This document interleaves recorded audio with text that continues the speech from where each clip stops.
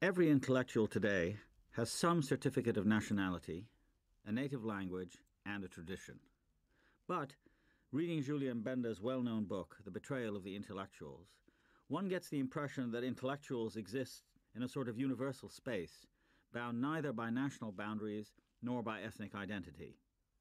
The book appeared in 1927, at a time when it clearly seemed to Benda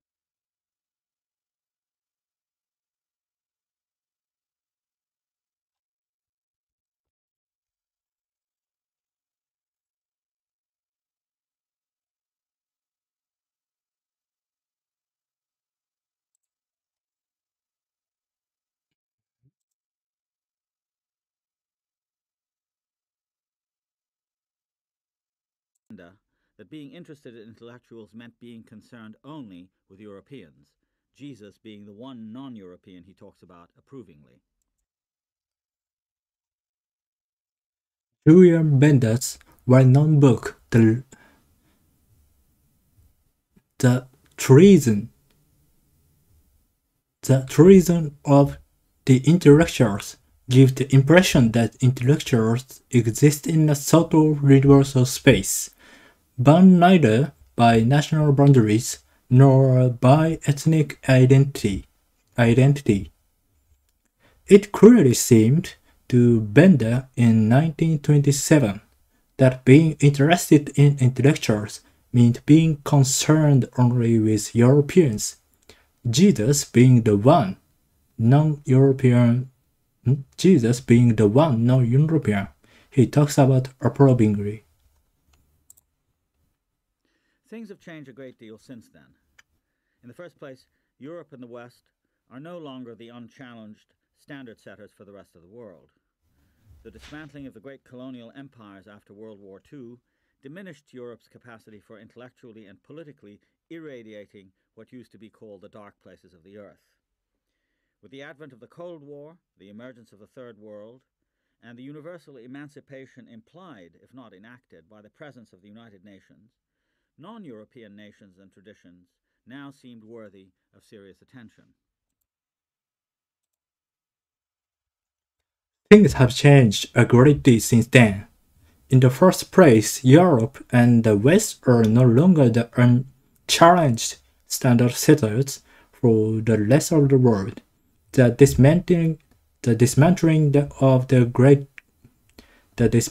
of the great colonial empires after World War II diminished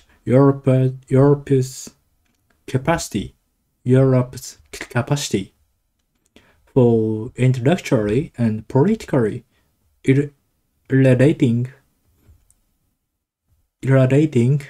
what used to be called the dark place of the earth. With the advent of the Cold War, the emergence of the Third World, and the universal emancipation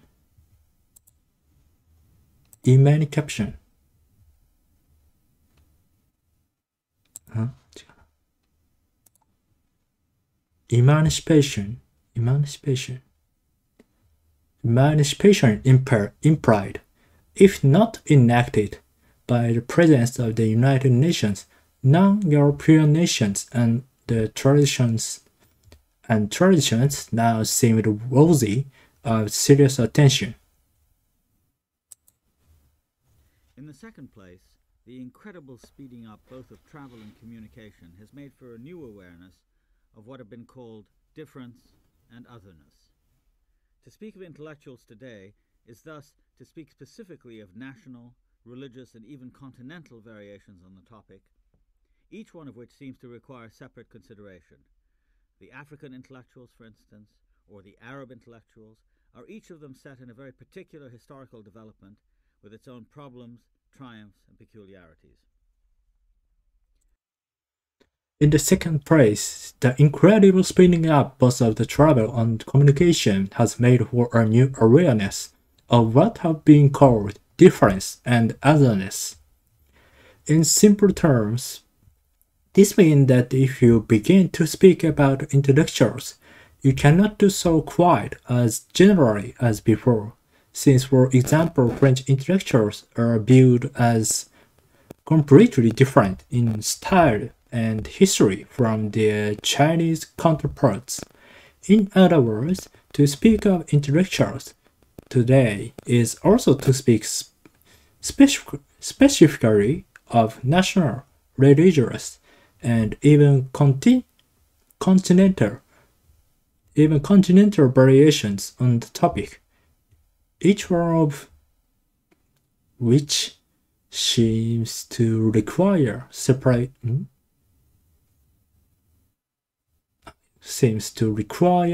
consideration.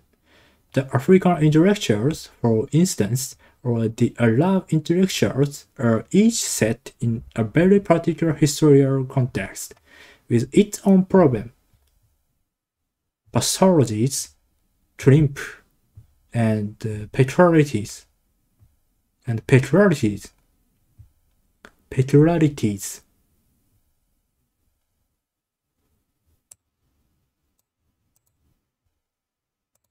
the way we look at intellectuals is also due to the fantastic proliferation of specialized studies, which have quite justifiably tracked the expanding role of intellectuals in modern life.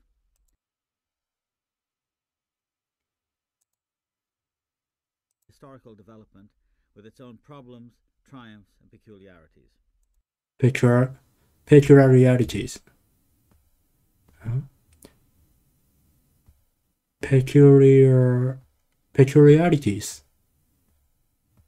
Peculiarities.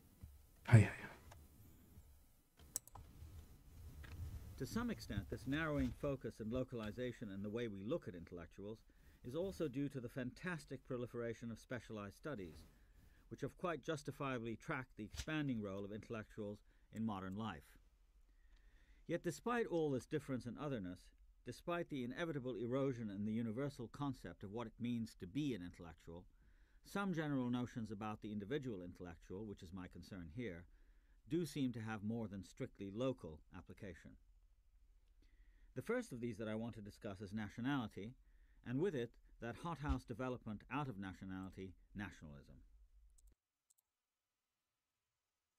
I lost my the universal reading concept of point. what it means to be an intellectual, some general notions about the individual intellectual, which is my concern here, do seem to have more than strictly local application. Heavily track the expanding role of intellectuals in modern life. Yet despite all this difference and otherness, despite the inevitable erosion in the universal concept of what it means to be an intellectual, some general notions about the individual intellectual, which is my concern here, which is the principle than strictly local application. The first of these that I want to discuss is nationality, and with it, that hothouse development out of nationality, peculiarities. To some extent, this narrowing focus and localization in the way we look at intellectuals is also due to the fantastic proliferation of specialized studies, which have quite justifiably tracked the expanding role of intellectuals in modern life. Yet despite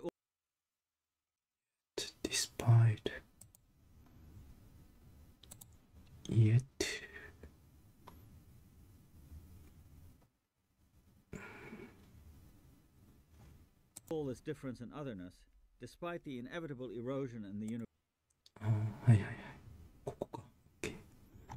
To some extent, in this narrowing focus and localization in the way we look at intellectuals, it's also due to the fantastic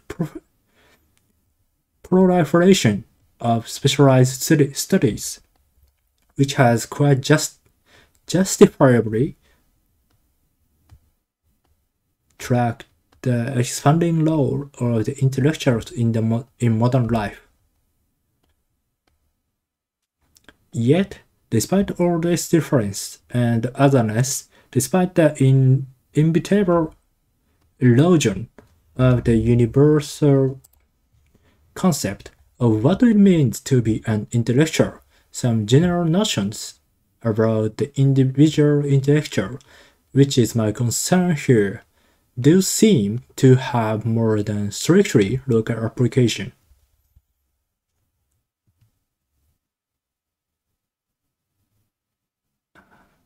seem to have more than strictly local application. Local application. Universal concept of what it means to be an intellectual, some general notions about the individual intellectual, which is my concern here, do seem to have more than strictly local application. Strictly. Discusses nationality, and with it, that hothouse development out of nationality, nationalism. Every individual intellectual is born into a language. Every individual intellectual. And for the most part, spends the rest of his or her life in that language, which is the principal medium of intellectual activity. Languages, of course, are always national: Greek, French, Arabic, English, German, and so forth.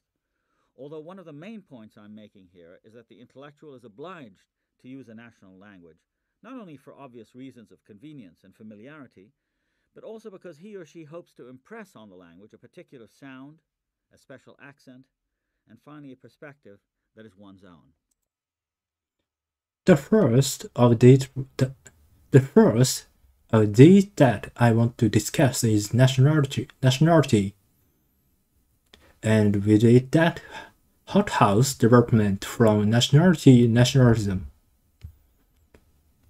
No modern intellectual, and this is as true of major figures. ここじゃない。Every individual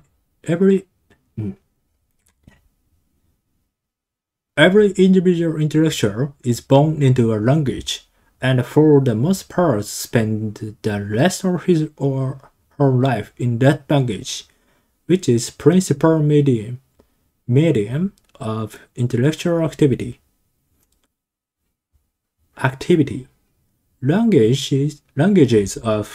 Languages of course are always national: Greek, French, Arabic, English, German, and so forth.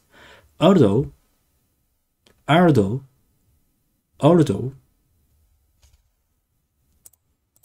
English, German, and so forth. Although one of the main points I'm making here is that the intellectual is averaged. The main points I'm making here is that the intellectual is obliged to use a national language, not only for obvious reasons of convenience and familiarity. The national language, not only for obvious reasons of convenience and familiarity, but also because he or she hopes to impress on their languages a particular sound, a special accent, and finally a perspective that is his or her own. 全然違うな。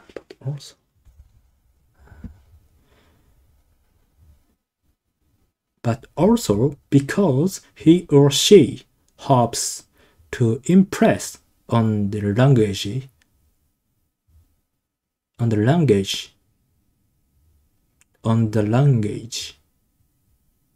a particular sound, a special accent,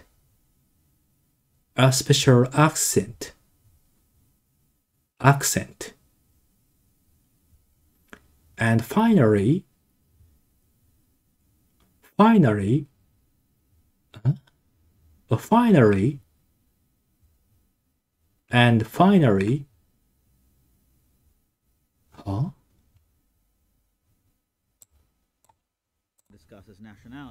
discussing nationality, and with it, the ultimate development of the nationality. Every individual accumulates into the language. The most part spends his role in the language, which is the principal medium of intellectual activity. Languages, of course, nationals: Greek, French, Arabic, English, German, and so forth. Although one of the most intellectual is obliged to use a national language, obliged, not only for obvious reasons of convenience and familiarity, but also because he or she hopes to impress on the language a particular sound, a special accent, and finally and finally, a perspective that is his or her own. Perspective that is one's own. The particular problem of the intellectual, however, is that there already exists a language community in each society that is dominated by habits of expression, one of whose main functions is to keep things going smoothly, unchanged, unchallenged. George Orwell talks about this very persuasively in his essay, Politics and the English Language. Clichés, tired metaphors, lazy writing, he says, are instances of the decay of language. The result is that the mind is numbed and remains inactive, while language that has the effect of background music in a supermarket washes over consciousness, lulling the mind into passive acceptance of unexamined ideas and sentiments. The particular problem of the intellectual, however, is that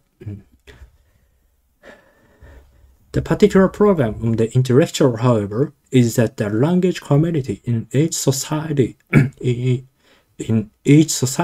that is dominated by habits of expression already exists.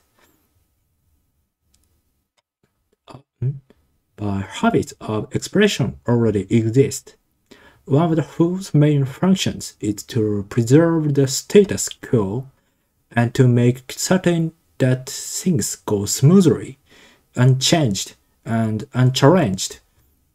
George Orwell talks about this very persuasively in his essay, Politics and English Language. Clichés, tired metaphors, lazy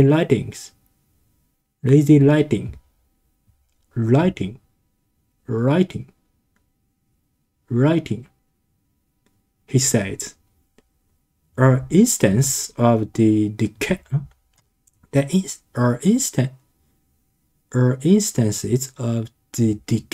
of language.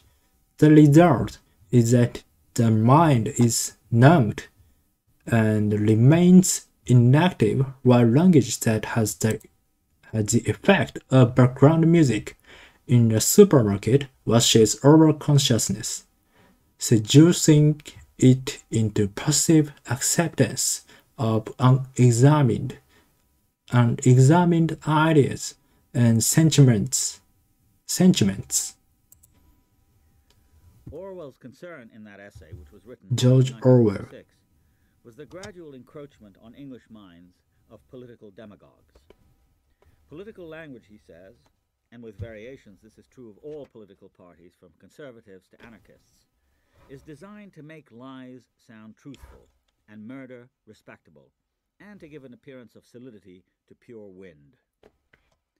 The problem is both larger and more ordinary than that, however, and can be illustrated by looking briefly at the way language today has of tending to more general, more collective and corporate forms. Take journalism. Orwell's concern in that essay, written in 1946, was the gradual encroachment on English minds of political demagogues.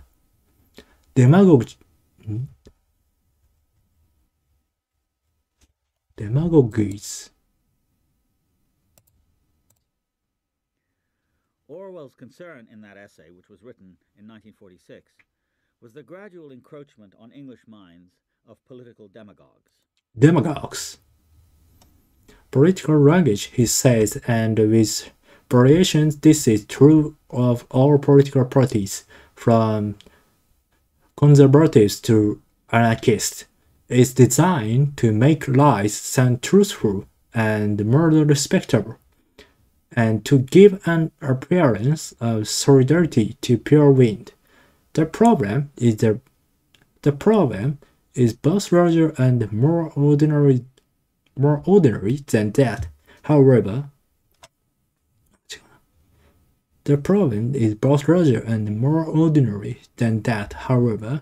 and can be illustrated by looking briefly at the way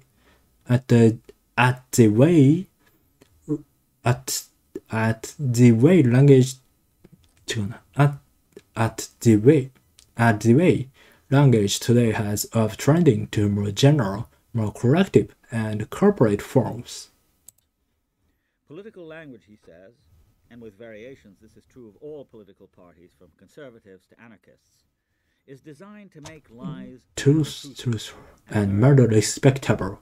And to give an appearance of solidity to pure wind. Solidity. The problem is both larger and more ordinary than that, however, and can be illustrated by looking briefly at the way language today has of tending to more general, more collective and corporate forms. Take journalism as a case in point.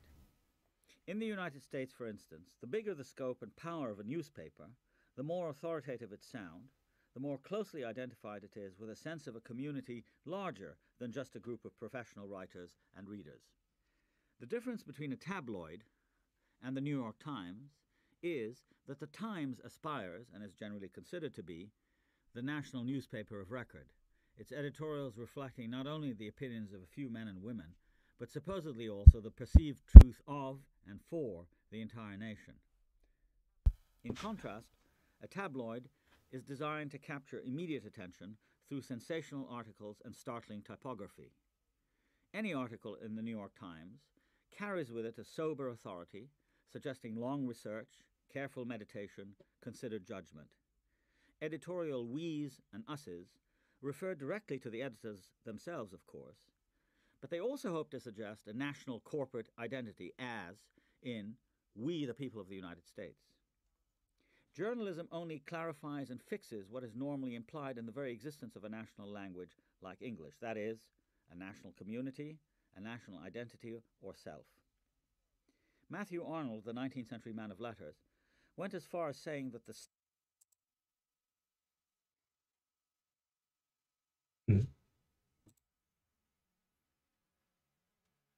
state was the nation's best self, and a national culture the expression of the very best that had been said or thought.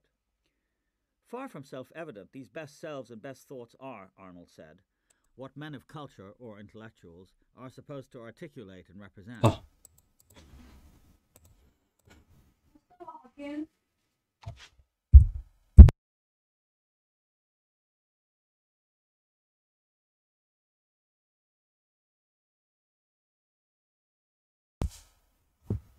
Arnold, the 19th century man of letters, to suggest a national sensational articles and startling typography. Any article in the New York Times carries with it a sober authority, suggesting long research, careful meditation, considered judgment. Editorial we's and us's refer directly to the editors themselves, of course, but they also hope to suggest a national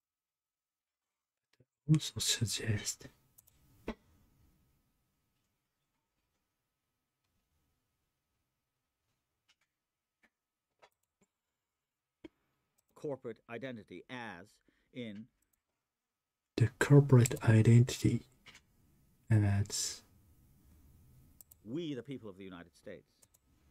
We are the people of the United States.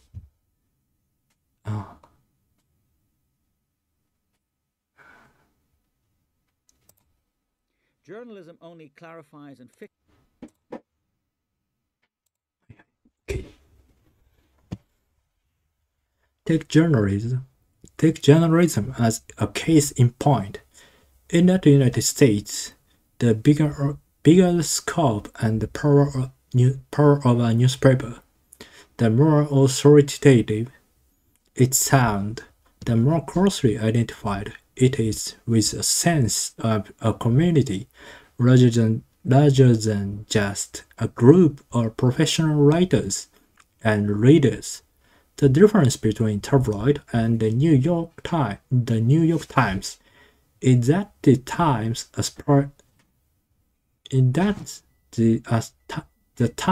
aspires and is generally considered to be the national newspaper of record. Its editorial reflecting not only the opinions of a few men and women, but supposedly also perceived truths of and for the entire nation. In contrast, the tabloid is designed to capture immediate attention So sensational articles and eye-catching typography. Any article in the New York Times carries with it several authorities, suggesting long research, careful meditation, considered judgment. The editorial use of we and us refers directly to the editors themselves, of course, but simultaneously, what is normally in research, but supposedly also the perceived truth of and for the entire nation. In contrast, the tabloid is designed to capture immediate attention through sensational articles and the study any article in the New York Times carries with it sober authority, research, careful meditation, considered judgment. Editorial views assets. Directly to the editors themselves, of course, but they also hope to suggest a national corporate identity, as in we, the people of the United States. During the Gulf War, public discussion of the crisis, especially on television but also in print journalism, assumed that in existence of the national we, which was repeated by reporters, military personnel, and ordinary citizens alike, such as when we are going to begin the ground war or having we incurred any casualties. 今日はここまで。Today it's finish.